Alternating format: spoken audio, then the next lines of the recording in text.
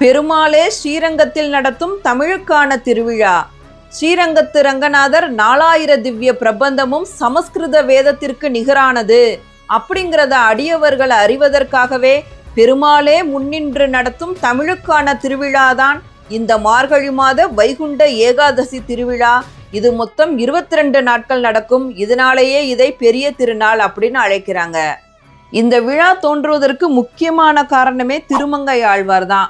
ஒரு தடவை திருமங்கை ஆழ்வார் நம்மாழ்வார் பாடிய திருவாய்மொழி பாடல்களை கார்த்திகை தினத்தன்று பெருமாள் முன்னாடி பாடுறாரு.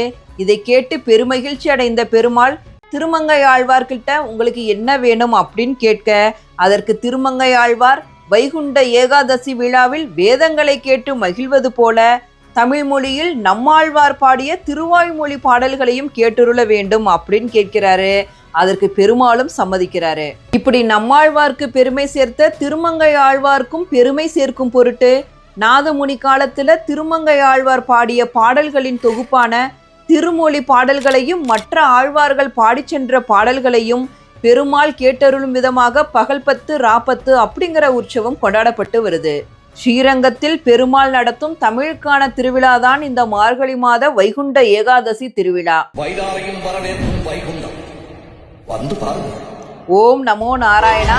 அன்பே சிவம்.